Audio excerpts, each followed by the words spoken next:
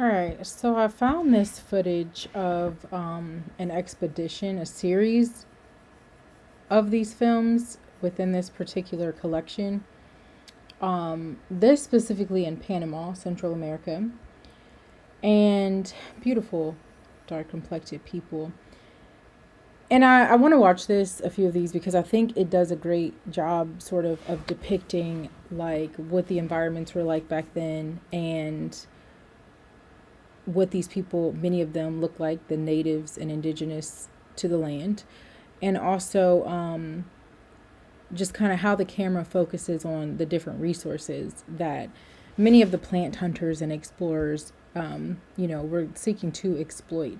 I do want to read this because I think, not all the way probably, but I think that this overview does a pretty great job at kind of summing up some things. So, while the romanticized image of plant hunters often focuses on botanical discovery, historical plant exploration was deeply intertwined with the commercial slave trade and the exploitation of indigenous people.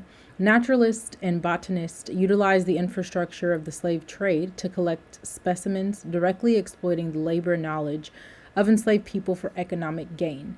British naturalists and apothecaries actively used slave ships and voyages as a means to expand their botanical collections and find new medicine.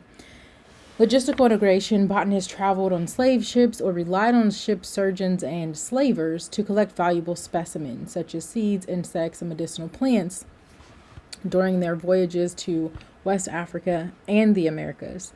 Direct labor exploitation: these explorers directly exploited the labor of enslaved people to find and process highly prized resources like the cinchona plant, the source of quinine, perfumes, spices, and dyes like cochineal. Cochineal. I never know how to say that, y'all. Comes from a shellfish, I believe. Capture and transport.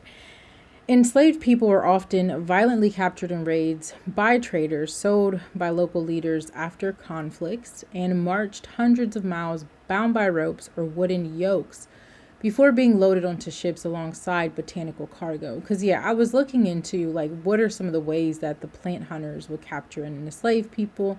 Like, I really want to get as specific as I possibly can into the gruesome realities of the treatment inflicted upon a lot of these peoples and a lot of these lands, the earth being a living organism as well. So enslaved people were not just general labor, they were often targeted for their specific, exactly, botanical and agricultural expertise. Right out of Cornell. Agricultural specialists, West African rice farmers, were specifically targeted for enslavement because of their advanced expertise in rice cultivation. However, we do know that there are indigenous rice species to America, and I do want to do more research in regards to the natives here that were exploited as well and targeted as well. Processing expertise: enslaved people were forced to plant, cultivate, and process indigo to create dyes for European upper class clothing. Medicinal theft: enslaved Africans and indigenous Americans used their knowledge of native plants to develop medical remedies. This information was sometimes co-opted by slave owners to protect their investment by treating illnesses in their enslaved populations. And again, we're gonna comb through a lot of those narratives of enslaved individuals, especially in the South, and read about some of those practices and customs that they would develop through their experience here. Coercion of indigenous communities: plant collectors and colonial powers used aggressive tactics to obtain seeds and knowledge from indigenous tribes. Underhanded collection: museums and institutions in the early 1900s used underhanded and aggressive methods to collect seeds from Native Americans who had spent centuries selectively breeding crops for desirable traits. And again, I think it's very important to note that when we say this term, okay, this is not just it. Honestly, for me personally, this does not include those Caucasian individuals who would buy their ways onto rows, not being native to this land, and very few, I think, of the red natives, especially those who would sell, enslave, and completely just cast away those darker complected natives Yeah, truly terrible. All right, forced labor booms. During the rubber boom in the late 19th and early 20th centuries, indigenous communities in the Amazon were forced into labor and had their lands seized to facilitate plant extraction.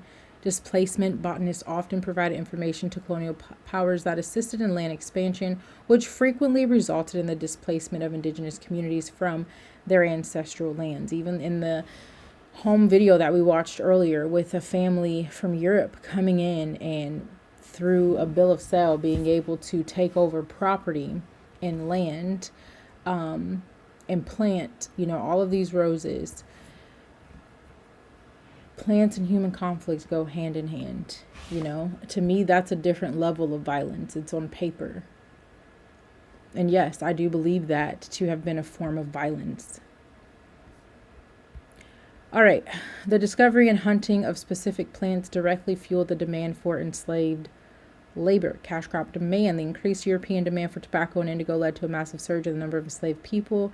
In areas like North Carolina and Georgia, slavery was legalized specifically to support the growing indigo industry. Anatomy-based exploration. The physical nature of certain plants defined how they were harvested. For instance, tightly planted cotton led enslavers to believe that black women and children were best for harvesting, forcing them to work under threat of extreme, you really can't stress that enough, violence. And once we kind of get into Delectable Negro and some of these other sources that are really crude and horrific, we're going to see, and I really want to start uncovering the different kinds of abuses and assault and just horrifying behaviors that a lot of people tends to be primarily European, inflicted upon many of our ancestors. And so, yeah, I'm going to do what I can to uncover that. May not be uncovered this month, may not be uncovered this year. As long as I'm alive, this is going to continue to be an area of focus for me and a part of my journey. But yeah, I know it's going to be horrible to stumble upon some of that stuff, but I think it's extremely important to really showcase the reality and gravity of what happened. So yeah, y'all, it's gonna be an interesting film here.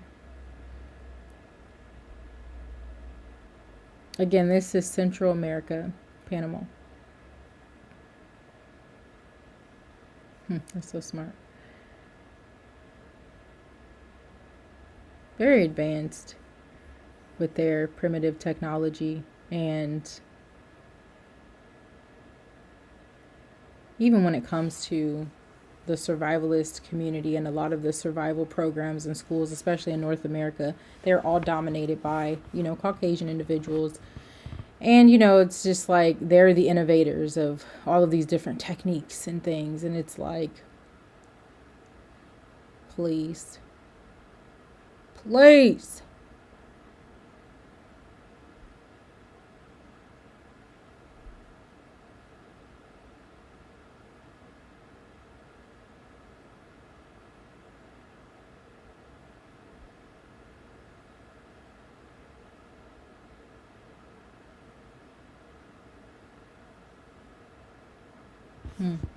It was really interesting too. Here we go. So beautiful. Waterfall.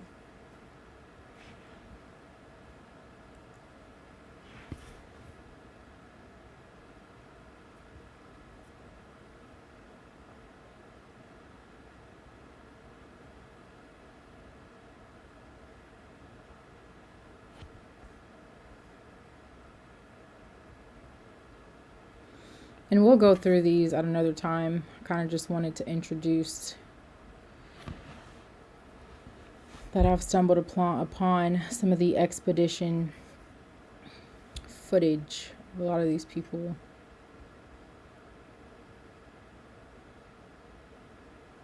Interesting stuff. All right, y'all. Thanks for tuning in. And Y'all be blessed.